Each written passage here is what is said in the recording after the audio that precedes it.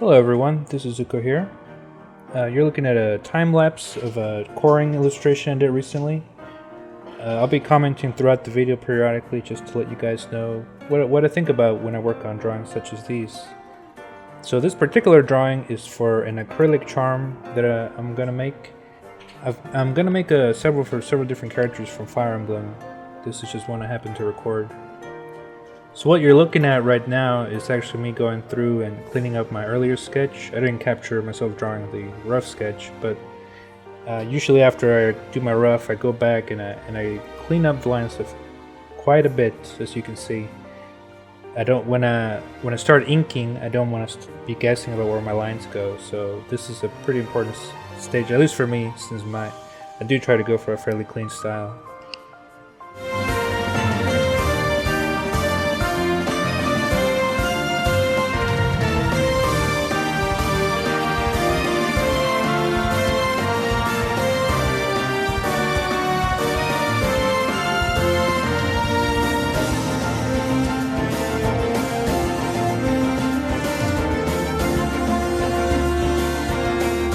So the sword is actually something I kind of struggle with a lot of these characters, because I'm obviously trying to make everything kind of cute, and the weapons are certainly anything but that. And not to mention I'm trying to simplify. So what I tried to do here was, well, again, simplify the shapes, but also try to really round some of the corners, make it a little more friendly looking, I guess, and which in turn helps with the whole character looking a bit cuter.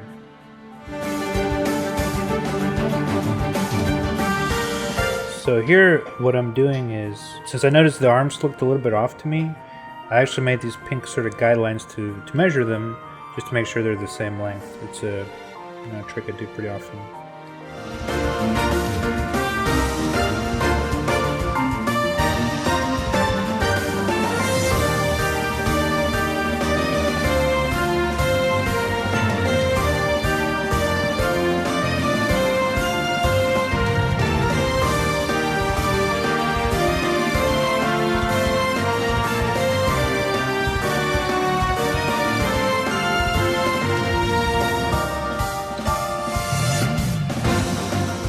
So now we're on to the line art phase.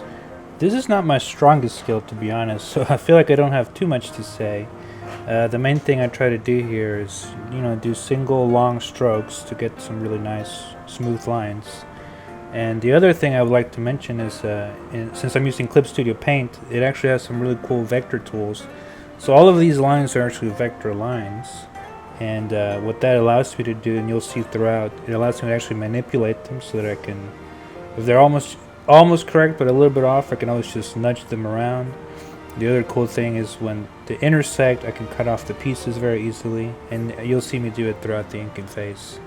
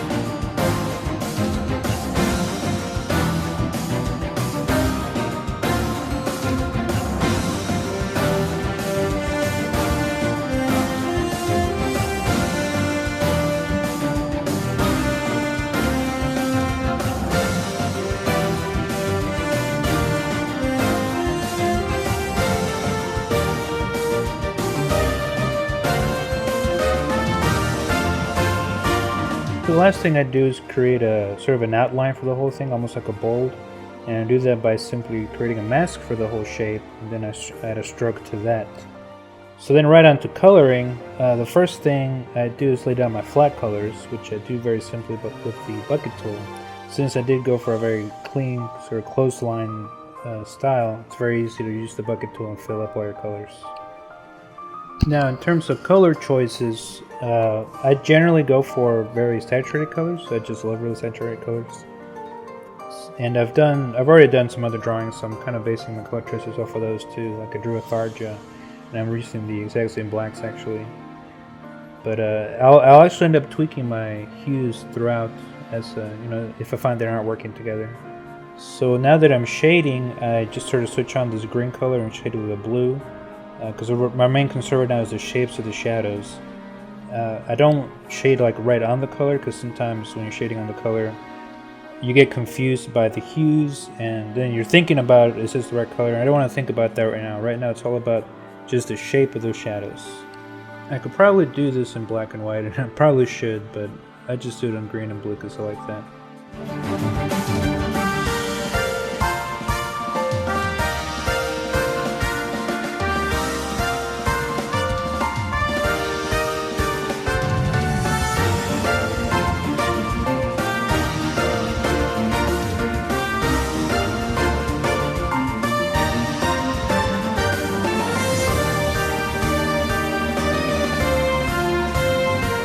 So this is something I've been experimenting with lately.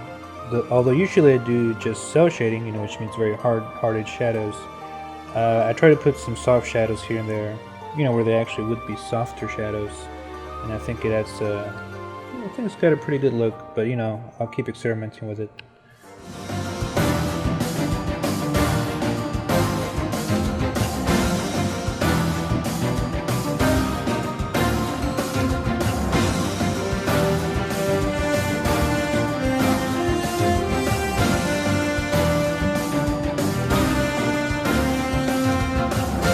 Now all these shadows that I painted, I can use as a mask that I can apply on a color by color basis.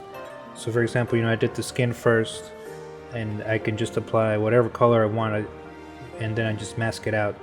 And I'll do that for each major color, which, since I separated from the beginning, it's very easy to do, and it's very easy to apply all the colors I want. And of course I'll tweak the shadows if I feel like I need to here and there.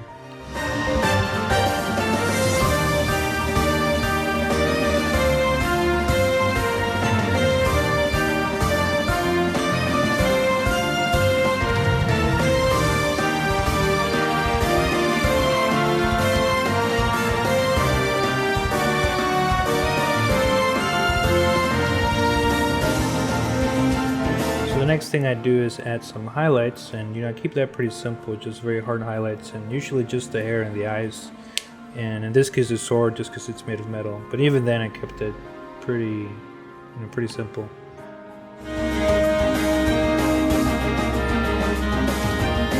So here what I do is to recolor some of the inner lines, as you can see, like on the skin and on the hair.